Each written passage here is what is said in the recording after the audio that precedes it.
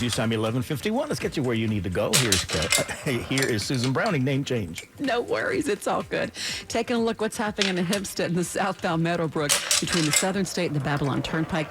We've got a crash taking down the right lane. Some emergency vehicles are on the shoulder as well. And in Jersey, the Pulaski Skyway, it's closed, baby, till 11 o'clock tomorrow night. That might be later than that as they're doing maintenance there. Use the Jersey Turnpike extension instead.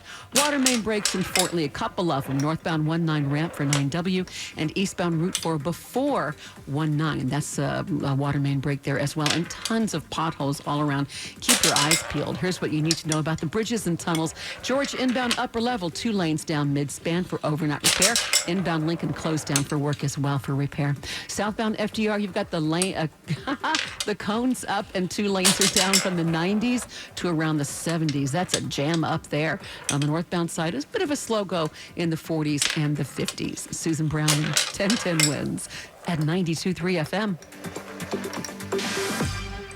Let's get a check of the AccuWeather forecast with meteorologist Brian Thompson. Through tonight, it's going to remain cloudy. There will be some patches of drizzle into tomorrow morning. Might even be a little bit of fog, especially north and west of the city. We'll drop down to about 36 for a low tonight. Even into tomorrow afternoon, the clouds will prove pretty tough to break, and that will keep temperatures from really getting out of the 40s in most places, a high around 47 late in the day tomorrow. Mostly cloudy tomorrow night with a couple of showers. Might be a thunderstorm west of the city as temperatures actually rise into the 50s. We'll have clouds and a shower around early Sunday, then turning out warmer with some breaks of sun late. Sunday's high up to 62, and it'll feel fantastic by Monday. A beautiful day with more in the way of sunshine and a high of 65.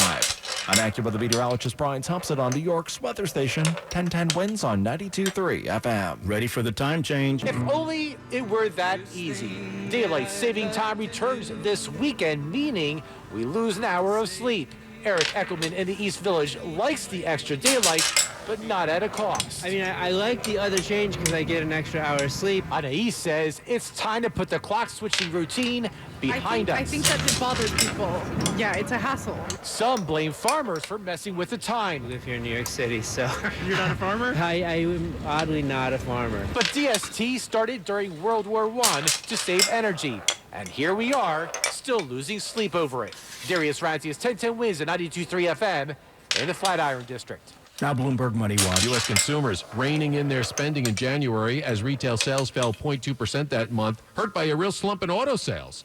Now on Wall Street, when you add in a dismal February jobs report, a net loss of 92,000 jobs last month, the unemployment rate a notch higher to 4.4%. And at the close, the Dow was down 453 points, 1% lower. The Nasdaq down 361, 1.5% lower. The S&P down 1.33%. And after filing for bankruptcy last month, failing to find a buyer, the owner of the Eddie Bauer chain has decided to shut down all of its 175 remaining stores. I'm Tom Busby. Bloomberg Money Watch on 1010 wins at 92.3 FM. 1010 wins. I think it's important to be better informed about what's going on around you. They cover everything. I like the way they present it. 1010 wins. At 92.3 FM.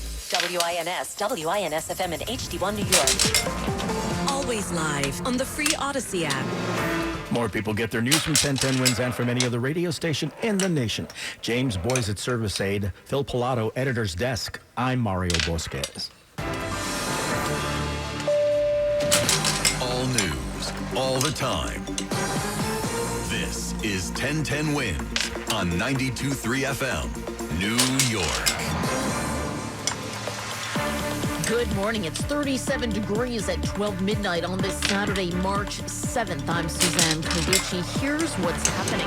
New strikes are underway in Iran as President Trump calls for an unconditional surrender, and administration officials confirm Russia is helping Iran target U.S. forces.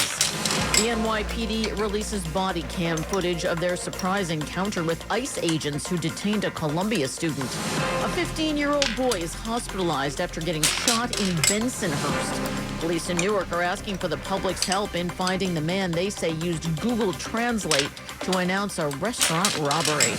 Harry Styles fans are all fired up and lining up outside a new pop-up store in Williamsburg.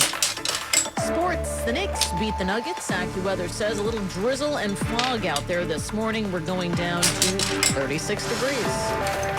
Wins News Time at 12:01. Let's get you where you need to go. Here's Liam Flynn. A tough ride getting you across the Hudson River, and here's what you need to know about the bridges and tunnels. A ton of construction at the George Washington Bridge right now, especially across the upper level, both directions feeling it, so go for the lower level once you get there.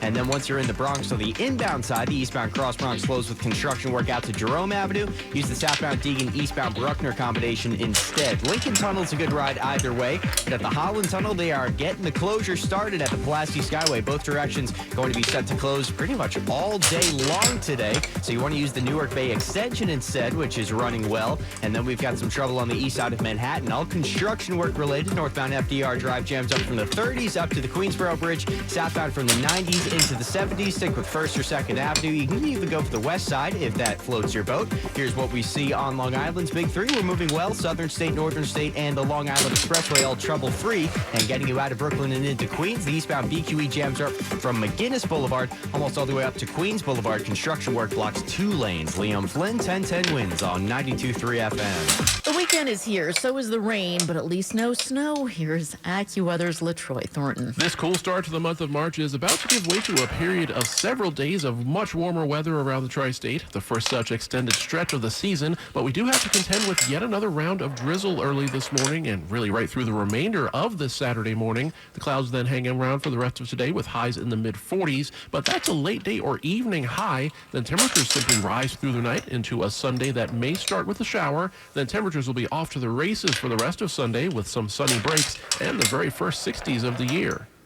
The latest now on the Iran war. Strikes are continuing at this hour with the conflict now in its 8th day. President Trump now has a clear ultimatum for Iran. President Trump on social media earlier Friday wrote, quote, "There will be no deal with Iran except unconditional surrender." Asked to explain what unconditional surrender means, Press Secretary Caroline Leavitt told ABC's Mary Bruce, "When he, as Commander-in-Chief of the U.S. Armed Forces, determines that Iran no longer poses a threat to the United States of America and the goals of Operation Epic Fury has been fully realized, then Iran will essentially be in a place of unconditional surrender." Leavitt didn't answer whether the president is saying the Iranian regime has to fully turn over control of the country.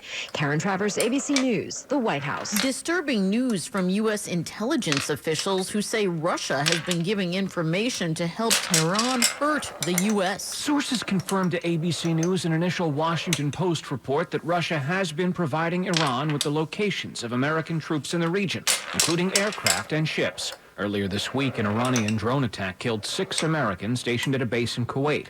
At least 10 more U.S. troops have been severely wounded across the region since the joint American-Israeli strikes began last Saturday. Correspondent Stephen Portnoy, do keep it locked here at 1010 Wins for the latest on the U.S. and Israeli war with Iran. Body cam video shows a surprising encounter at Columbia University between NYPD officers and federal agents. NYPD officers responding to this 911 call at Columbia University quickly realized something isn't quite what it seems. Seems suspicious activity. Yep. Okay. You said it's a male? 2 males. One black, one white. When the officers arrived, they spot the men and moved in. I think that's the suspicious person right there. Yeah. And then seconds later, the men identified themselves as federal agents. What are you guys here for? I think they called on you guys. Officers then left the scene without incident. Darius Radzi is 1010 Wins at 92.3 FM. A 15-year-old is recovering after being shot in Bensonhurst. The NYPD says when they arrived at 7705 Bay Parkway at 7:30 last night, they found the teenage boy with a gunshot wound to his shoulder. The teen was rushed to Maimonides Hospital, where he's now in stable condition. No word on the suspect. The investigation is ongoing.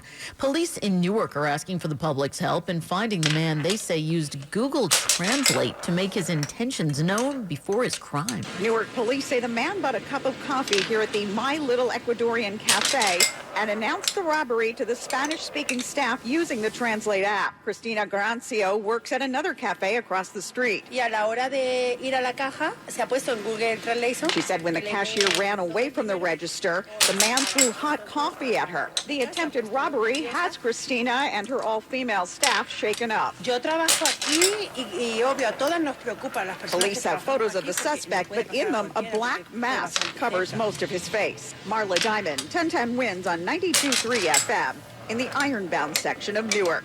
Governor Hochul met with President Trump's border czar, Tom Homan, at her office in Albany. It was an important conversation to be had for him to hear directly from me the concerns I have on behalf of New Yorkers as I continue my prime responsibility, which is to keep New Yorkers safe.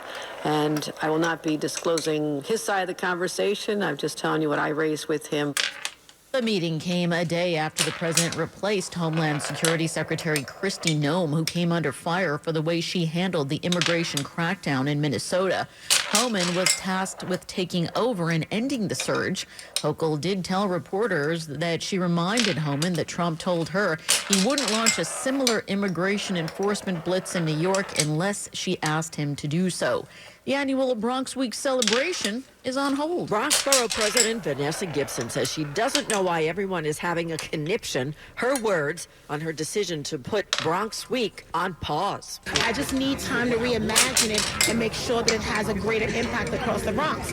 She wants community board input. She also says the financials have changed. A lot of our major sponsors are still with us, but just at a lesser amount because they have been subjected to federal cuts. She's also reviewing plans for the Bronx Ball, the gala that culminates what had been a week-long celebration of the borough for the past 50 years. Juliet Papa, 1010 Wins on 92.3 FM. Right now we're at 37 degrees, going down to 36. Traffic and the full forecast are next. If you love more light in the evening, this is your weekend. We change the clock Sunday morning. We'll tell you all about that. But first, let's get you where you need to go. Here's Liam Flynn. A bad ride getting worse at the inbound George Washington Bridge. Here's what you need to know about the bridges and tunnels. It is police activity closing 2 lanes on the inbound upper level right around mid-span. So all the more reason why you should go for the lower level. And you want to keep that for the outbound ride as well. You have some construction work being set up on the outbound upper level. You do have a 15-minute wait on the westbound Cross Bronx to get there because there is construction right at the split for the upper and lower levels. But once you get there, go low. Lincoln Tunnel moves well in either direction, but on the Jersey side, we're seeing some more brake lights eastbound on 495 getting through Union City. We'll keep you posted on that. But the Pulaski Skyway set to close in both directions overnight and through the day tomorrow. You want to use the Newark Bay Extension or Truck Route 1 and 9 as your alternate. The Hollands itself, though, is running well in both directions. In Brooklyn, you have some westbound BQE delays getting past the Manhattan and Brooklyn bridges with construction work and some more brake lights in between Atlantic Avenue and Hamilton Avenue, again with construction work. And the eastbound BQE slows from out of Brooklyn into Queens. Right before Queens Boulevard, 2 lanes are closed. Liam Flynn, 1010 Wins on 92.3 FM. Now let's get a check of the AccuWeather forecast. Here's meteorologist LaTroy Thornton. Early this Saturday morning, the clouds and patches of drizzle remain locked in place around the tri-state. In fact, that should all last into the late morning hours of today, with a few patches of fog around as well, especially to the north and west of the city, with a low only dropping to 36. And then later this afternoon, those clouds still stick around even as the drizzle departs, with a high of 47 toward the evening hours.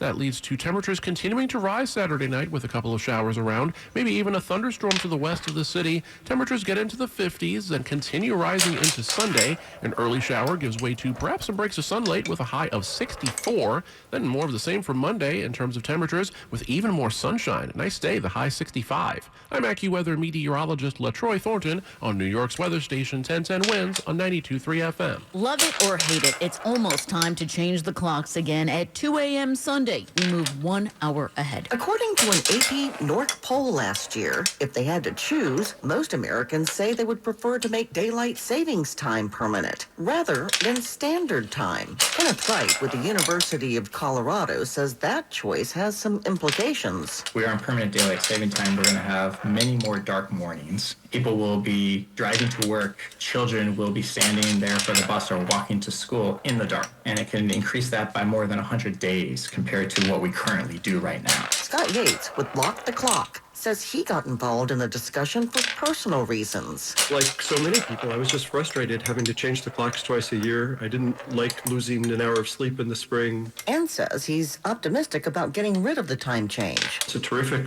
bipartisan issue. Nobody's going to bicker about that part. So it's just a matter of getting it done. I'm Lisa Dwyer. But there is some bickering. New Jersey State Senator Shirley Turner is one of many lawmakers across the country who's been trying to make daylight saving permanent. She tells Winds. I introduced the bill in 2019, and I've been introducing it ever since, but I have found that more states, 19 states, have enacted the bill, and 30 states have introduced legislation, as we have here in New Jersey. Congress would need to pass a law to allow states to go full-time on daylight saving, something that was in place nationwide during World War II and for an unpopular brief time in 1974.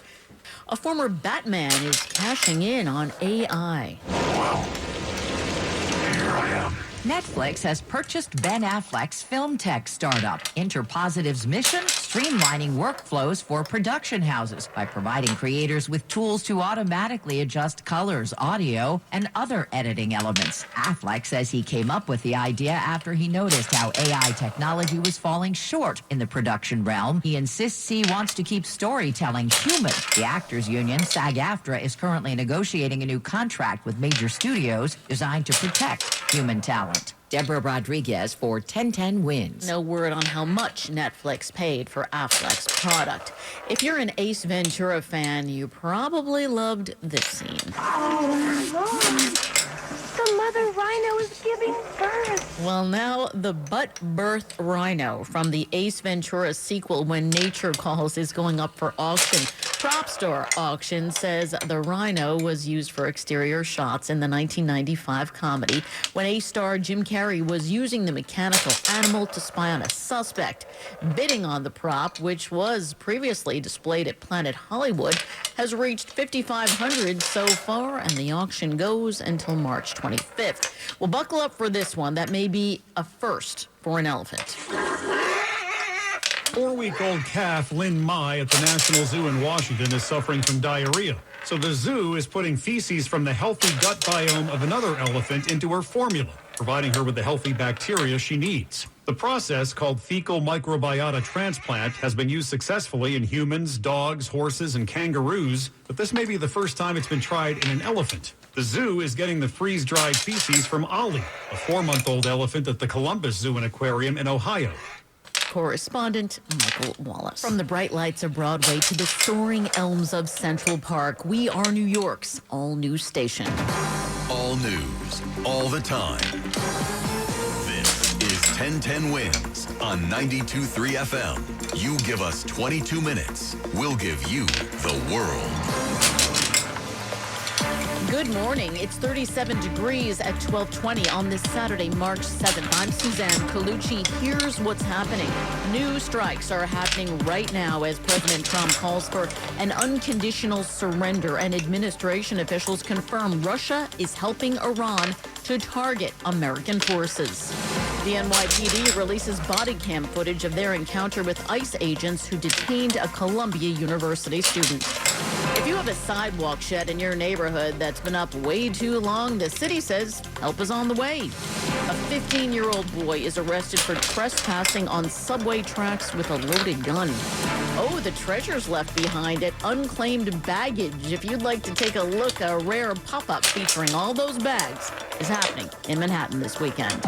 Sports, the Knicks beat the Nuggets. AccuWeather says cloudy skies, drizzle out there, lots of fog, especially north and west of the city.